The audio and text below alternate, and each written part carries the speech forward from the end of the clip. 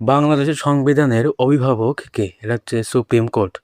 ২ number, বাংলাদেশের একমাত্র পাহাড়ি দ্বীপ কোনটি? এটা হচ্ছে মহেশখালী। পদ্মা সেতুর দৈর্ঘ্য কত কিলোমিটার? ৬.১৫ কিলোমিটার। ৪ নম্বর, বাংলাদেশের প্রথম রাষ্ট্রপতির নাম কি? শেখ মুজিবুর রহমান। কোন জেলাকে উত্তরাঞ্চলে প্রবেশদ্বার বলা হয়? সিরাজগঞ্জ। বাংলাদেশের সাংবিধানিক নাম কি? গণপ্রজাতন্ত্রী বাংলাদেশ। স্বাধীনতা যুদ্ধের সচিবালয় কোথায় অবস্থিত? মুজিবনগর।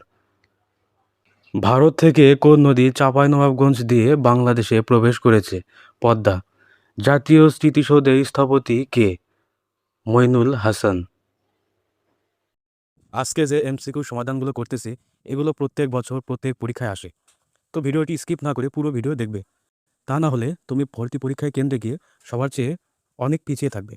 তাই পুরো ভিডিও স্কিপ না করে খুব মনোযোগ সহকারে প্রত্যেকটা এমসিকিউ দেখবে এবং ভিডিও দেখা শেষ হলে চ্যানেলটি সাবস্ক্রাইব করে দেবে, যেন পরবর্তীতে কোনো ভিডিও আপলোড করলে সবার আগে সেই ভিডিও তোমার কাছে পৌঁছে যায়। ১০ নম্বর, বাংলাদেশের বিদ্যুৎ শক্তির প্রধান উৎস কি? প্রাকৃতিক গ্যাস। ক্ষুদ্র নৃগোষ্ঠী সাংস্কৃতিক একাডেমি কোথায় অবস্থিত? বিরিশিরি, নেত্রকোনা। ১১ নম্বর, বঙ্গবন্ধুর ৭ই মার্চের ভাষণকে স্বীকৃতি দিয়েছে কোন সংস্থা? ইউনেস্কো। বাংলাদেশের কেন্দ্রীয় ব্যাংকের নাম কি? বাংলাদেশ ব্যাংক। ১৩ নম্বর, বাংলাদেশের বৃহত্তম বনভূমি কোনটি? সুন্দরবন। ১৪ নম্বর, বাংলাদেশ কত সালে জাতিসংঘের সদস্যপদ লাভ করে? ১৯৭৪ সালে। ১৫ নম্বর, জাতীয় সংসদ ভবনের স্থপতি কে? লুই আই কান। বাংলাদেশের আধ্যাত্মিক রাজধানী বলা হয় কোন শহরকে? সিলেট। ১৮, বাংলাদেশের প্রথম ইপিজেড কোথায় অবস্থিত? চট্টগ্রাম।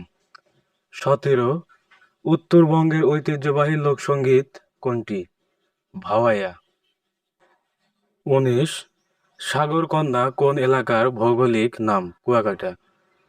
বাংলাদেশে প্রথম আদমশুমারি অনুষ্ঠিত হয় কত সালে? ১৯৭৪ সালে।